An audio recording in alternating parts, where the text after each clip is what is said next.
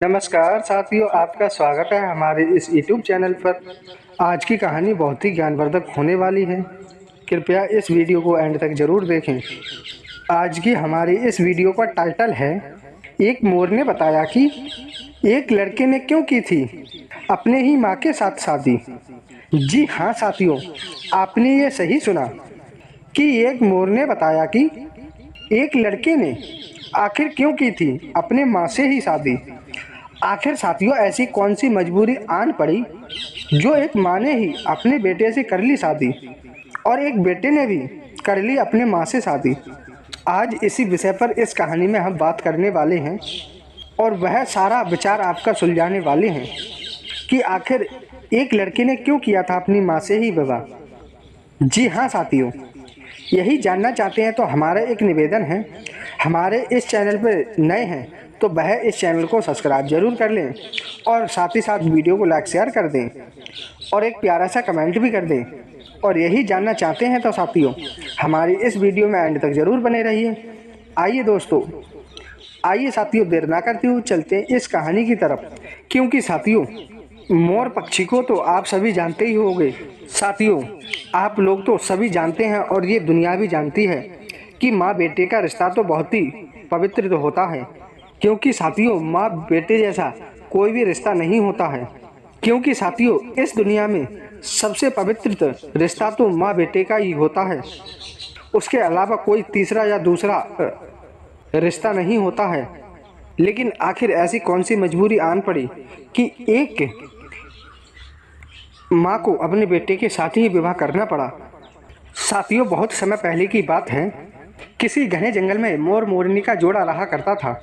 क्योंकि साथियों, और एक बात और बता दें कि वह मोर की पत्नी जो थी मोरनी, वह गर्भवती हुई थी। और अगर कोई स्त्री गर्भवती होती है तो उसके मन में तरह तरह के विचार आते हैं। हर माता पिता की यही ख्वाहिश होती है, चाहे वह मनुष्य हो या हो पशु पक्षी, कोई भी हो, और उनके माता पिता की ऐसी ख्वाहिश होती है। क्योंकि साथियों, हर माता पिता अपने संतान से बहुत ही आस लगा कर रखता है। बहुत सी ऐसी आशाएं होती हैं, बहुत से ऐसे ख्वाब होते हैं जिन्हें वह उसे साकार करने में लग जाते हैं। ऐसे ही साथियों, उस मोर की पत्नी मोरनी गर्भवती होती है तो उसके मन में भी ऐसे ही तरह तरह के सवाल उठते हैं। साथियों, इसी तरह के विचार लेकर के उस मोर की पत्नी मोरनी बहुत ही दुखी हो जाती है। वह यही सोचती रहती थी कि यदि मेरे पुत्र हुआ तो ना जाने मेरा पुत्र बड़ा होकर क्या करेगा, या हो सकता है वह मेरे साथ गलत काम करना शुरू कर दे। इस तरह के सवाल उसकी पत्नी के मन में आने लगते हैं। तभी साथियों, वह मोरनी उस मोर से कहती है, पति महाराज, मेरा गर्भ पूरा होने वाला है और मैं अपने बच्चों को भी जन्म दे दूंगी। मेरे बच्चे भी होंगे, लेकिन हे पिया जी, मेरे मन में एक सवाल गूंजता रहता है और उसी का ख्याल मेरे मन में चलता रहता है। तभी साथियों, वह मोर कहता है, हे पत्नी, आप मुझे बताने की कृपा करें, वह आपके मन में कौन से प्रश्न उठते रहते हैं, कौन से सवाल गूंजते रहते हैं। ये तो बहुत ही खुशी का माहौल है जो हमारे घर में नन्हे नन्हे बच्चे आने वाले हैं। तभी साथियों, वह मोरनी कहती है, हे पिया जी, मुझे हर वक्त एक चिंता सताती है और उस चिंता से मुझे डर भी लगता है। तभी साथियों, वह मोर कहने लगता है, हे पत्नी, तो मुझे बताने की कृपा करो। तभी साथियों, वह मोरनी उसे बताने लगती है और कहने लगती है, हे पिया, ध्यान से सुनना कि मेरे मन में ऐसे सवाल गूंजते हैं कि कहीं मेरी ही संतान मुझे दुष्कर्म करने पे मजबूर ना कर दे, और ऐसा ना हो मेरी ही संतान मेरे साथ दुष्कर्म करे, और यदि ऐसा हुआ तो मैं जीते जी मर जाऊंगी। ऐसे पुत्र पाने का क्या फ़ायदा जो बड़ा होकर के अपनी माँ के ही साथ में दुष्कर्म करे। बस यही चिंता मुझे सताती रहती है। तभी साथियों, वह मोर कहता है कि हे पत्नी, हमारे संतान ऐसी नहीं हो सकती, हमारा पुत्र ऐसा नहीं कर सकता है। तभी मोर कहता है कि मैं एक कहानी सुनाता हूँ और इस कहानी को बहुत ही ध्यान से सुनना। तभी साथियों, वह मोर कहता है कि हे पत्नी, आप ये जानेंगे कि आखिर एक मोर ने तभी साथियों, वह मोर कहता है कि हे पत्नी, ध्यान से सुनना कि आखिर एक माँ ने एक बेटे के साथ क्यों किया था विवाह। उसके माँ की क्या मजबूरी थी जिसके चलते उसने अपने बेटे से ही कर लिया था विवाह। तभी साथियों, जैसे ही वह मोर उस कहानी के बारे में कहता है तो वह मोरनी और ही ज़्यादा चिंतित हो जाती है और वह कहने लगती है, अगर इसी तरह मेरे पुत्र ने मेरे साथ में किया तो मैं किसी भी तरह जीवित नहीं रहूंगी। तभी साथियों वह मोर कहता है कि मैं कहानी शुरू करने जा रहा हूँ, कृपया इसे ध्यान से सुनना। तभी मोरनी कहती है, हाँ पिया जी आप सुनाइए, मैं बहुत ही ध्यानपूर्वक सुनूंगी। तभी साथियों मोर कहने लगता है कि हे पत्नी, तुम वह को तो जानती हो जो सभी के भाग्यों का फैसला करती हैं। जीवन के जितने भी कर्म होते हैं वह सभी वह माता लिखती हैं। सभी दुष्कर्म या कर्म सभी वह माता लिखती हैं। और साथियों जहाँ तक कि ये भी है कि वह यह भी बता देती हैं कि हमारा विवाह किससे होगा और किसके साथ होगा, यह भी बता देती हैं। तभी साथियों वह मोर कहता है, पत्नी आप ध्यान से सुनना कि एक बार की बात है, वह माता किसी मिट्टी पर कुछ भी लिखती और बार बार उसे मिटा दिया करती थी। जैसे ही बार बार लिखा करती थी वैसे ही वह बार बार मिटा दिया करती थी। और उस वह माता के पास में उसकी बेटी खड़ी थी, वह एक छोटी सी बेटी थी। तभी साथियों वह अपनी अम्मी से पूछने लग जाती है और कहने लगती है, हे माँ आप ये बताओ बार बार क्या लिख रही हो, और उसे लिखने के बाद में मिटा देती हो। तभी साथियों मोर कहता है, मोरनी आप सुन रही हो? तभी वह मोरनी कहती है, हाँ पिया जी मैं सुन रही हूँ। तभी साथियों वह माता कहने लगती हैं, हे मेरी पुत्री, मैं सभी का भाग्य लिखती हूँ, किसके भाग्य में कैसा होना है और किसके भाग्य में कैसा लिखा हुआ है। और यहाँ तक की है कि उसके शुरू से अंतिम तक उसके सभी कर्म मैं लिखती हूँ कि कौन सा अच्छे बुरे कर्म करेगा, सभी लिखती हूँ। इसीलिए मुझे लोग वह माता बड़े ही प्यार से पुकारते हैं। साथियों इसी कहानी के लिए वह मोर अपनी मोरनी को सुना रहा है। साथियों वह मोरनी बहुत ही ध्यान से बहुत ही गौर से सुन रही है। तभी साथियों वह बेटी कहने लगती है, हे वह माता तुम मुझे भी एक बात बताने की कृपा करें, और मेरा एक हाथ जोड़ के आपसे विनती है कि आप इस बात को मुझे निसंशय होकर के और सच सच बताने की कृपा करें। तभी वह माता चक्कर में पड़ जाती है और कहती है, हे पुत्री आप क्या कहना चाहती हो? तभी वह कहती है, हे माँ तुम मेरा भी भाग्य देख करके बताओ, तुमने मेरे भाग्य में क्या क्या लिखा है, और मुझे साथ ही साथ ये भी बता देना कि मेरा विवाह किसके साथ में होगा। तभी साथियों वह माता अपनी बेटी से टालने के लिए कुछ बातें बनाने लगी और कहने लगी, हे बेटी तुम अभी छोटी हो और बड़ी हो जाओगी, जब विवाह की योग्य होगी तभी मैं तुम्हारे लिए सारी बात बता दूंगी। फिर साथियों कुछ वर्षों बीतने के बाद में वह पुत्री उनकी सयानी हो जाती है और वही सवाल दोबारा उनसे करने लगती है जब शादी की योग्य होती है। और वह कहने लगती है कि हे माँ जी आपने मुझसे कहा था कि मैं जब विवाह के योग्य हो जाऊंगी तब तुम मुझे बता दोगी, अब वो वक्त आ गया है। हे माँ जी आप मुझे बताने की कृपा करें और मुझे ये बता दो कि मेरा विवाह किसके साथ में होगा और मेरे भाग्य में आपने क्या लिख रखा है। तभी साथियों वह माता कहने लगती हैं, हे पुत्री मुझे क्षमा करना, मैं सभी का भाग्य लिखती हूँ और मैंने तुम्हारे ही भाग्य में एक ऐसा भाग्य लिख दिया है कि तुम्हें ही अपने पुत्र के साथ में ही विवाह करना होगा और तुम ही अपने पुत्र की पत्नी बनोगी।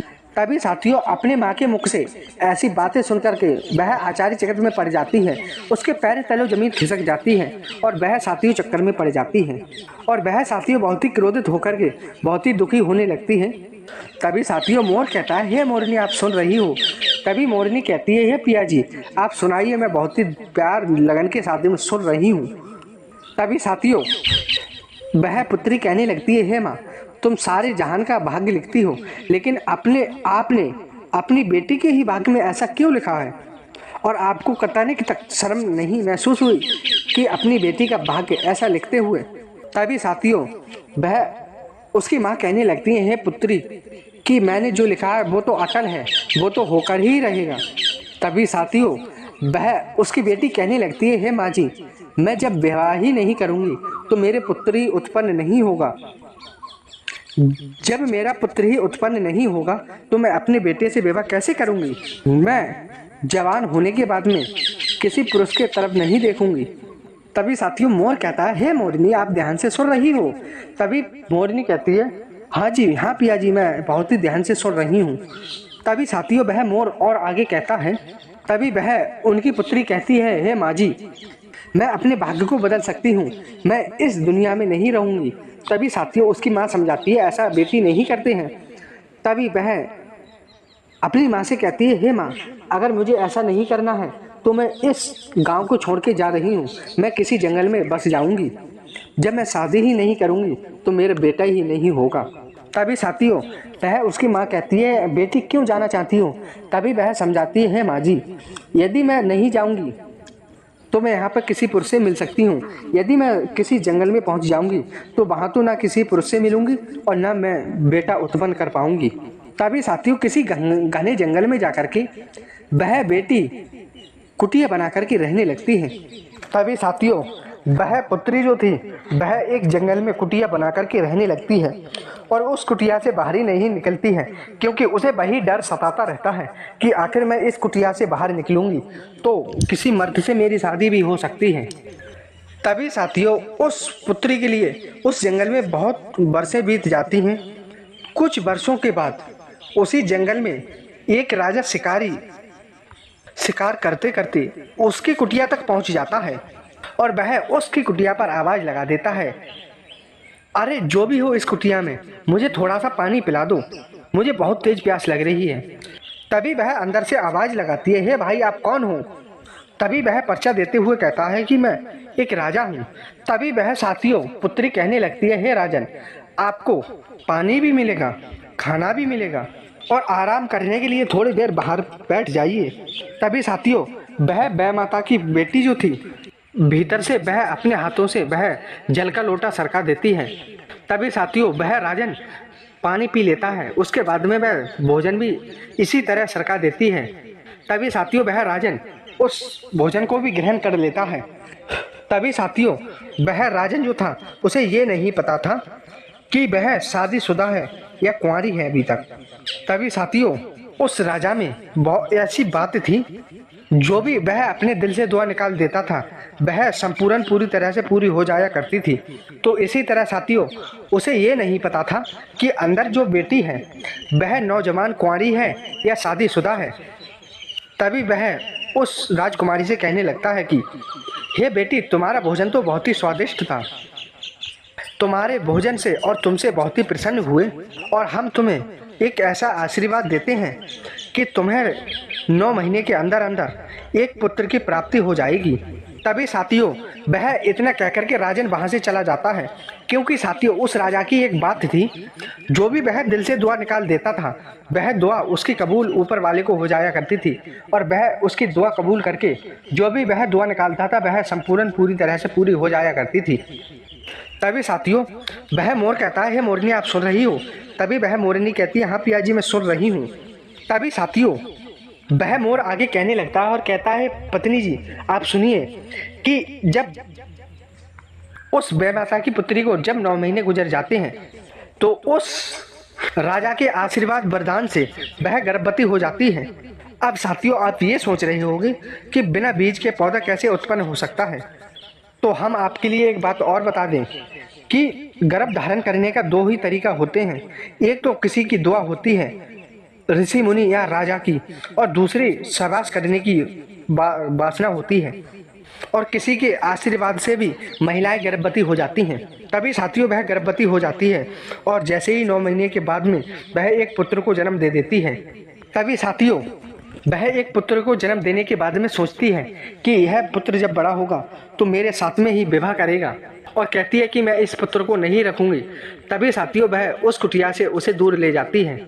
तभी साथियों वह यही सोचती जा रही थी, तभी रास्ते में साथियों एक धोबी की पोटली दिखाई दे जाती है जो कपड़ों से भरी हुई थी। तभी साथियों वह उस बालक को उस पोटली में रख देती है। वह सोचती है यह धोबी जाकर के उस पोटली को उस नदी में डालेगा और इसके पानी से मृत्यु हो जाएगी, और यह सोच करके वह राजकुमारी उस बेटे के लिए उस धोबी के उस पोटली में रख देती है और वहां से चली आती है। तभी साथियों वह वहां से चली आती है। कुछ देर बाद वह बच्चा उस पोटली में रोने लगता है। तभी वह धोबी और धोबी की पत्नी वहां पर आते हैं और पोटली खोलकर देखते हैं। तभी साथियों वह देखते हैं कि यह तो एक पुत्र रो रहा है, और साथियों एक बात और भी थी, वह धोबी और धोबी की पत्नी जो थे वह निसंतान थे, उनकी कोई भी संतान नहीं थी। तभी साथियों वह उस पुत्र को पाकर के बहुत ही खुश हो जाते हैं और उसका लालन पालन बहुत ही अच्छी तरीके से करने लगते हैं। अब साथियों जैसे वह पुत्र बड़ा होता है और समझदार होने लगता है, तभी वह मोर कहता है, हे मोरनी आप सुन रही हो? तभी वह मोरनी कहती है, हाँ पिया जी आप सुनाइए। तभी साथियों वह पुत्र नौजवान हो जाता है। तभी वह धोबी कहता है, हे बेटे यहाँ पर हमारा गुजारा नहीं होगा, तुम किसी सेठ के पास काम करने चले जाओ। तभी साथियों वह अपने पिताजी के कहने पर वह एक सेठ के पास चला जाता है और वहाँ पर उसी का काम किया करता था। तभी साथियों वह सेठ जो था वह उस राजकुमारी के लिए कुछ गैया और भैंस चराने के लिए दे देता है। वह उस सेठ की गाय चराया करता था और तभी साथियों एक समय की बात है, वह गाय चराने के लिए उसी जंगल में पहुंच जाता है जहां पर वह राजकुमारी कुटिया बनाकर रहा करती थी। तभी साथियों वह राजकुमार जो था वह उसी जंगल में गैया चरा रहा था। तभी वह माता की पुत्री की नज़र उस राजकुमार पर पड़ जाती है। तभी साथियों वह लड़का इतना खूबसूरत था कि जो उसे देखता था वह देखता ही रह जाया करता था। तब साथियों वह उस राजकुमारी की नज़र अपने पुत्र ही लड़के पर पड़ती है तो वह अपने बेटे पर ही मोहित हो जाती है। तभी वह अपने मन में सोच लेती है कि इतना प्यारा राजकुमार, मैं इससे विवाह करूंगी तो इसी से करूंगी, वरना किसी से करूंगी ही नहीं। अब साथियों दूसरे दिन भी वह राजकुमार उसी जंगल में उस सेठ की गैया चराने के लिए चला जाता है। तभी साथियों वह राजकुमारी जो थी वह माता की पुत्री जो थी वह अपने बेटे को देख करके उसके ही मन में शादी के ख्याल आने लगते हैं और वह सपने देखा करती थी कि मैं इस राजकुमार से ही शादी करूंगी। तभी साथियों वह छुप छुप करके उसे देखा करती थी। तभी साथियों उसका मन नहीं मानता है और वह उस राजकुमार से पूछने लगती है कि आप कहाँ रहते हो। तभी साथियों वह राजकुमार अपना परिचय देते हुए कहता है कि मैं एक धोबी का पुत्र हूँ और एक सेठ के यहाँ पर यह गैया चराने का काम करता हूँ। तभी साथियों वह माता की पुत्री कहने लगती है कि मैं आपसे विवाह करना चाहती हूँ, क्या आप मुझसे विवाह करोगे? तभी साथियों वह ये नहीं जानती है कि यह मेरा बेटा है। तभी साथियों वह राजकुमार कहने लगता है कि पहले मैं अपने माता पिता से पूछूंगा, उसके बाद में विवाह करूंगा। तभी साथियों वह राजकुमार अपने माता पिता धोबी की पत्नी के पास जाता है और कहने लगता है कि एक राजकुमारी मुझसे विवाह करने के लिए कह रही है। तभी साथियों वह राजकुमारी जो थी उसी कुटिया में रहा करती थी और उस राजकुमार को उसका पता मालूम था।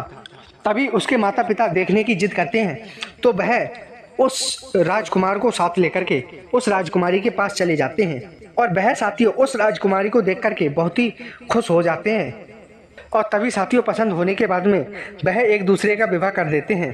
तभी साथियों मोर कहने लगा कि हे मोरनी आप जानती हो कि एक पुत्र ने अपने माँ से क्यों करी शादी और एक माँ ने आखिर एक अपने बेटे से क्यों किया था विवाह।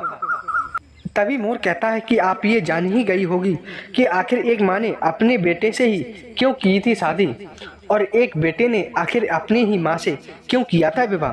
तभी साथियों वह माता की पुत्री अपने ही बेटे के साथ में अपने पति बना करके रहने लगी और उसने अपने बेटे को जन्म भी दिया। साथियों यह कहानी वह मोर अपनी मोरनी को सुना रहा है और वह मोरनी बहुत ही ध्यान से सुन रही है। तभी साथियों वह मोरनी कहने लगती है, हे पियाजी यह तो एक सब अनजाने में हुआ है कि उसे यह नहीं पता था कि मेरा पुत्र यही है और जिसके भाग्य में जो लिखा है वही तो हो रहा है। क्या हमारे भाग्य में भी ऐसा लिखा है तो मैं जीते जी मर जाऊंगी।